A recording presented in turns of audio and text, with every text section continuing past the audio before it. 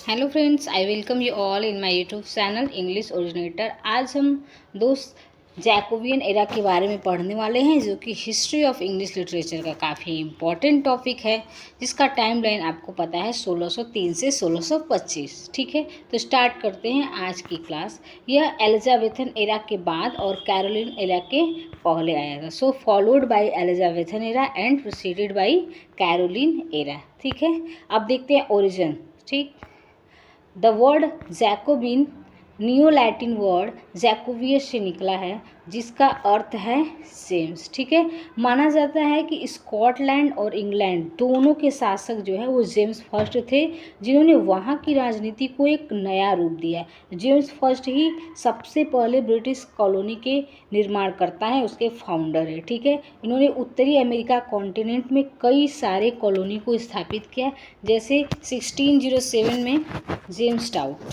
ठीक है, जिस 1607 में इन्होंने जेम्स टाउट, 1610 में न्यू फाउंडलैंड और 1620 में प्लाईमाउथ, जो कि मैसाचुसेट्स में है, वहाँ पे स्थापित किया है।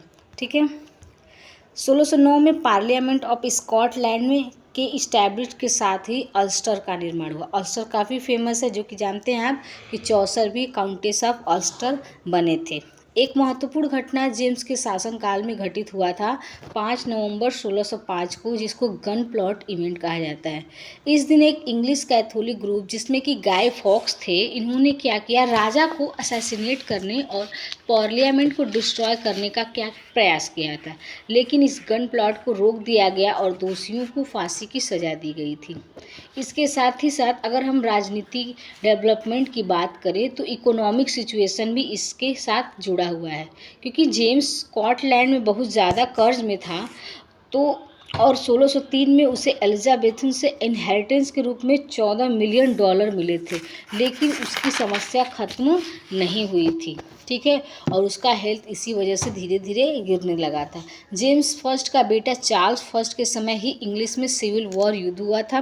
1625 में बिब्योनिक प्लेग आउटब्रेक के साथ यह पीरियड 1625 में समाप्त हो गया। ठीक, किंग जेम्स विशेष रूप से पीस और प्रॉस्पेरिटी को पसंद करते थे, इसलिए वो खुद को रैक्स पैसिफिस्ट में, इसका मीन्स होता है किंग ऑफ पीस, कहा करते थे। इस समय अगर साहित्य को देखें तो लिटरेचर में शेक्सपियर के जो महत्वपूर्ण प्ले है, किंग लियर 1605, मैकबेथ 1606 और टेम्पेस्ट 1610 को लिखा गया था। इसी समय John Webster, Thomas Middleton, John Ford और बेन जॉनसन के वर्क काफ़ी फेमस हुए थे। इन 1617 में जेम्स जॉर्ज चैपमैन ने अपना मॉन्यूमेंट होमर्स इलियड और ओडिसी को इंग्लिश में ट्रांसलेट किया। जॉनसन ने इस पीरियड में मॉस को इन्वेंट किया। ठीक है, मॉस का इन्वेंट किसने किया है? जॉनसन ने। अगर हम पॉइंट वाइज एक्सप्लेनेशन देखें आपके एग्जाम पॉइंट ऑफ व्यू से, जो काफ़ी इंपॉर्टेंट है, तो उसको देखते हैं डिटेल में। In English literature from 1603 to 1625 is popularly known as Jacobean after the new monarch James first. ठीक है, 1603 से 1625 को जैकोबियन एरा कहा जाता है, जो कि जेम्स फर्स्ट का शासनकाल है। The term Jacobian is often use for the style of Jacobian architecture, visual art, decorative style. ठीक है, जो जैकोबिन टर्म है वो यूज किया जाता है जैकोबिन साहित्य के लिए, आर्किटेक्चर के लिए, आर्ट्स के लिए और इसकी स्टाइल के लिए। William Shakespeare greatest tragedy were written in this era. आप जानते हैं कि विलियम शेक्सपियर की जो ग्रेटेस्ट ट्रेजेडी है, किंग लियर, मैकबेथ और टेम्पेस्ट, को इसी समय लिखा गया था। Other Jacobean dramatics were John Webster, John Marston, Thomas Middleton and George Chapman. ठीक है, In this era, comedy was best presented by Ben Jonson, Francis Beaumont and John Fletcher के वर्क में हम कॉमेडी का बेस्ट वर्जन देखते हैं।